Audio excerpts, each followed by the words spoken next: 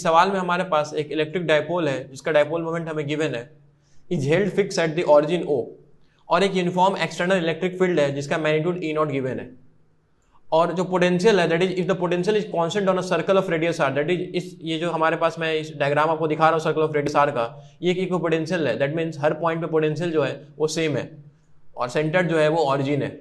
हमें correct statement पे comment करना है, ठीक है।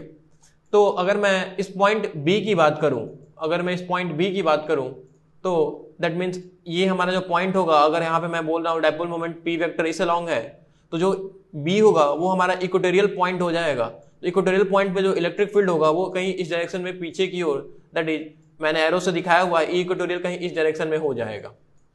अगर ये पूरे सर्कल जो है वो इक्विपोटेंशियल है, दैट मीन्स जो इलेक्ट्रिक फील्ड होगा हर पॉइंट पे वो इस सरफेस से परपेंडिकुलर होगा, तभी ये पॉसिबल हो पाएगा कोई इक्विपोटेंशियल हो पाए।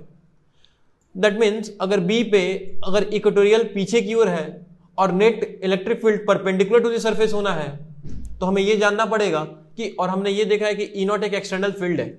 अच्छा, ये तभी ऐसा हो पाएगा जब बी पे नेट इलेक्ट्रिक फील्ड 0 हो जाए, क्योंकि यहाँ पे ई नॉट किसी भी डायरेक्शन में हो जाए net resultant perpendicular to the surface नहीं आ पाएगा।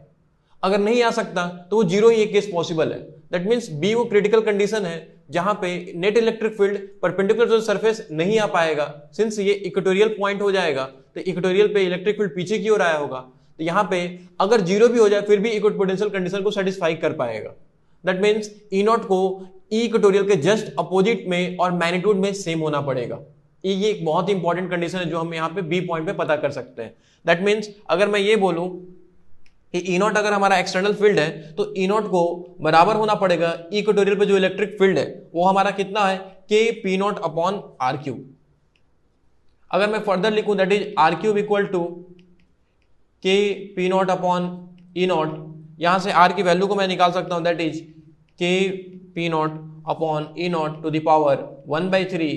के की वैल्यू को मैं फर्दर रिप्लेस कर देता हूं, सो आर की वैल्यू आ रहा है 1/4 pi epsilon naught P not upon E naught to the power 1/3। ये मैंने आर का वैल्यू निकाल दिया फॉर, ताकि ये एक इक्विपोटेंशियल कंडीशन मेंटेन हो। ये हमने आर की वैल्यू निकाल दिया। अब अगर मैं ए पॉइंट पर, दैट इज ए पॉइंट पे मैं, जो कि हमारा एक्सियल पॉइंट है बेसिकली, इस पॉइंट पे अगर इलेक्ट्रिक फील्ड की बात करूं तो वो नेट इलेक्ट्रिक फील्ड कितना होगा हम ये बात कर सकते हैं।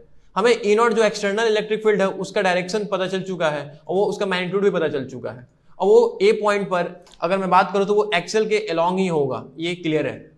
और एक्सेल के वजह से अगर मैं net electric field Excel point पे लिखूं तो वो मैं लिख सकता हूं, that is E A vector मैं लिखना चाहूं तो वो लिखूंगा।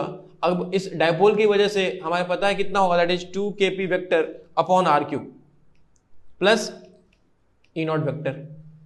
अब kp अपॉन आर क्यू जो है वो ई नॉट के बराबर है, so this can be written as 2 e not plus e not vector.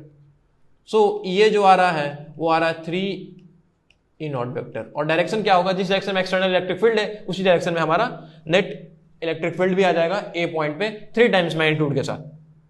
और बी पे अगर बात की जाए तो बी पे हम ये भी देखा था इलेक्ट्रिक फील्ड जो है वो 0 है नेट। सो हर डिफरेंट पॉइंट्स पे इलेक्ट्रिक फील्ड अलग अलग आ रहा है और वो परपेंडिकुलर टू दी सरफेस होगा।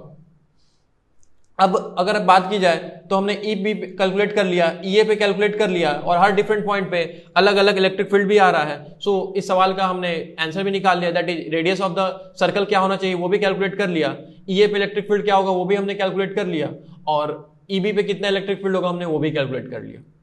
Thank you.